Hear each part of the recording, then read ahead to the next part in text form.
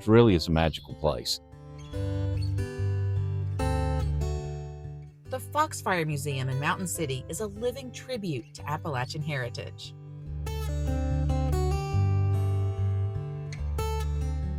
You walk through a half-mile path up through the woods.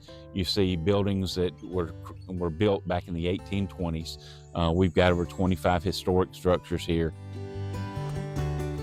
These original cabins were brought from around the region and reconstructed here piece by piece. Those structures came from all over Georgia, North Carolina, Tennessee. You know, we've got the buildings set up, and everyone tells us a little different story about Appalachia and mountain life. The first structure that you come to is called the Savannah Cabin, that came from Savannah, North Carolina. So it's the oldest structure that we've got on site. It was built in the early 1820s, and it houses different items that belong to a lady by the name of Ari Carpenter, who is somewhat the matriarch of Foxfire. The kids call her Aunt Ari. These buildings aren't just for display, they're classrooms, places where people can see, touch, and experience the way life used to be in Southern Appalachia. There you go. Yeah, that was fun. I was like, It was a hard life. And, you know, it exhibits what grit and what fortitude that the mountain people had and how they made the most out of, you know, what they had to live with. You could do anything from learning to blacksmith to weaving to learning to cook on a wood stove. We love that it helps teach the kids some of their history, but in a practical way. They can see the wagon, they can see the buildings and the blacksmithing. I show people and tell them about the weaving process, and then we're going to bring this through. I love teaching it, and a lot of the younger people want to learn, and they're very excited to learn. And the purpose in coming to Foxfire is to really immerse yourself into what we have here.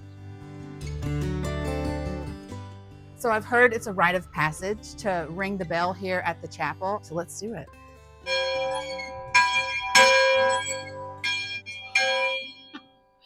Isn't that so cool?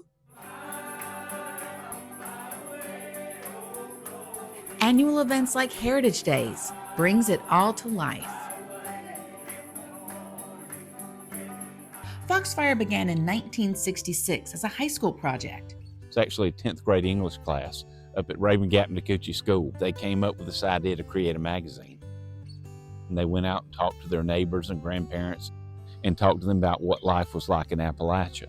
And so they printed 600 copies. Those 600 copies sold out in a week.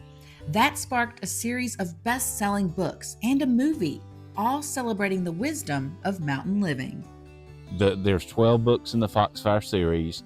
They've sold over 9 million copies. And actually the land that we stand on, where the Foxfire Museum is, was bought through the royalties of the books by the students. Foxfire is all about student choice and student creation of that magazine. The magazine's still in print today. They do that during the summer program. And scholarships support local youth, ensuring the legacy thrives.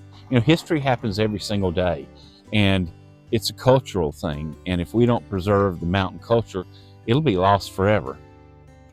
Visit Foxfire's Appalachian Village Museum in Mountain City.